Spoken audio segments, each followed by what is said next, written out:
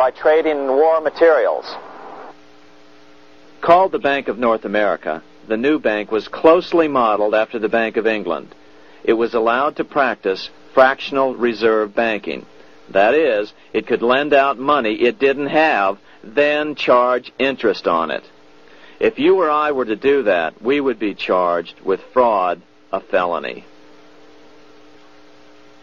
The bank's charter called for private investors to put up $400,000 worth of initial capital.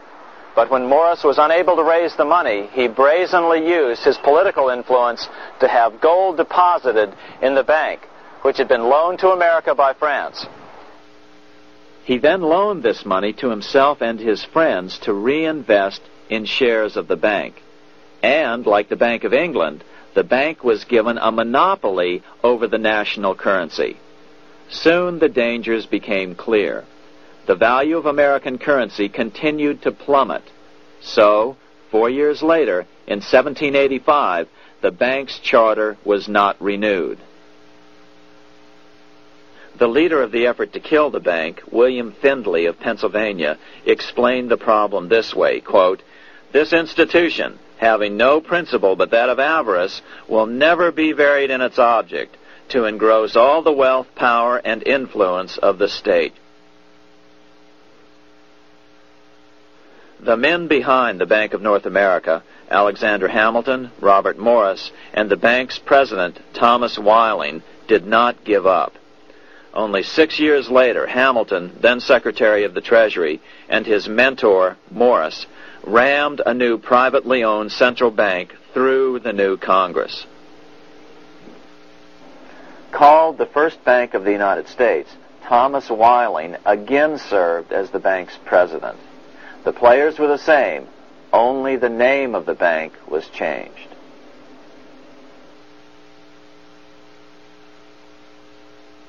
In 1787, colonial leaders assembled in Philadelphia to replace the ailing Articles of Confederation. As we saw earlier, both Thomas Jefferson and James Madison were unalterably opposed to a privately owned central bank. They had seen the problems caused by the Bank of England. They wanted nothing of it. As Jefferson later put it, "If the American people ever allow private banks to control the issue of their currency, first by inflation, then by deflation, the banks and the corporations which grow up around them will deprive the people of all property until their children wake up homeless on the continent their fathers conquered." During the debate over the future monetary system, another one of the founding fathers, Gouverneur Morris, castigated the motivations of the owners of the Bank of North America. Gouverneur Morris headed the committee that wrote the final draft of the Constitution. Morris knew the motivations of the bank well. Along with his old boss, Robert Morris, Gouverneur Morris and Alexander Hamilton were the ones who had presented the original plan for the Bank of North America to the Continental Congress in the last year of the Revolution. In a letter he wrote to James Madison on July 2nd, 1787, Gouverneur Morris revealed what was really going on. "The rich will strive to establish their dominion and enslave the rest. They always did. They always will. They will have the same effect here as elsewhere if we do not, by the power of government, keep them in their proper spheres." Despite the defection of Gouverneur Morris from the ranks of the bank, Hamilton, Robert Morris, Thomas Whiling, and their European backers were not about to give up.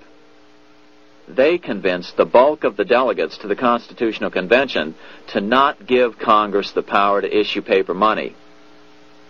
Most of the delegates were still reeling from the wild inflation of the paper currency during the Revolution. They had forgotten how well colonial scrip had worked before the war. But the Bank of England had not.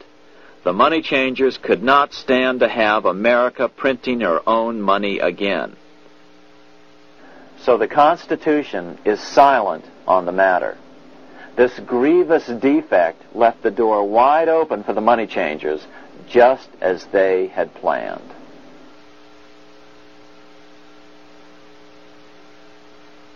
In 1790, less than 3 years after the Constitution had been signed, the money changers struck again. The newly appointed first Secretary of the Treasury, Alexander Hamilton, proposed a bill to the Congress calling for a new, privately owned central bank. Coincidentally, that was the very year that Amschel Rothschild made his pronouncement from his flagship bank in Frankfurt. Let me issue and control a nation's money, and I care not who writes the laws. Alexander Hamilton was a tool of the international bankers, and he wanted to create the U.S. Bank, the BUS, or the Bank of the United States, and did so. Interestingly, one of Hamilton's first jobs after graduating from law school in 1782 was as an aide to Robert Morris, the head of the Bank of North America.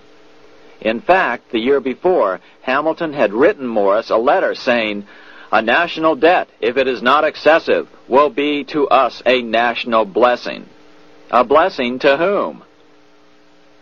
After a year of intense debate, in 1791, Congress passed the bill and gave it a 20-year charter. The new bank was to be called the First Bank of the United States, or BUS. Here we are in front of the First Bank of the United States in Philadelphia. The bank was given a monopoly on printing U.S. currency, even though 80% of its stock would be held by private investors. The other 20% would be purchased by the U.S. government. But the reason was not to give the government a piece of the action. It was to provide the capital for the other 80% owners.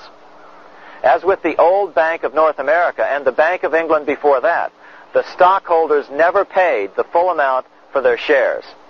The U.S. government put up their initial $2 million in cash. Then the bank, through the old magic of fractional reserve lending, made loans to its charter investors so they could come up with the remaining $8 million of capital needed for this risk-free investment. Like the Bank of England, the name of the Bank of the United States was deliberately chosen to hide the fact that it was privately controlled. And like the Bank of England, the names of the investors in the bank were never revealed. Many years later, it was a common saying that the Rothschilds were the power behind the old Bank of the United States. The bank was sold to Congress as a way to bring stability to the banking system and eliminate inflation. So what happened? Over the first 5 years, the U.S. government borrowed $8.2 million from the Bank of the United States. In the same 5-year period, prices rose by 72%. Jefferson, as the new Secretary of State, watched the borrowing with sadness and frustration, unable to stop it. I wish it were possible to obtain a single amendment to our Constitution, taking from the federal government the power of borrowing. Millions of Americans feel the same way today. They watch in helpless frustration as the federal government borrows the American economy into oblivion. So, although it was called the First Bank of the United States, it was not the first attempt at a privately owned central bank in this country. As with the Bank of North America, the government put up most of the cash to get this private bank going.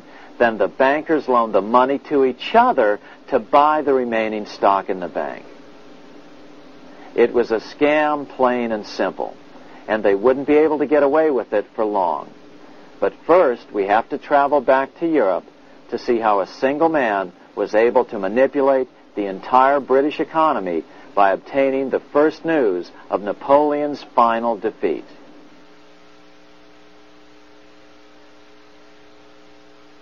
Here in Paris, the Bank of France was organized in 1800, just like the Bank of England.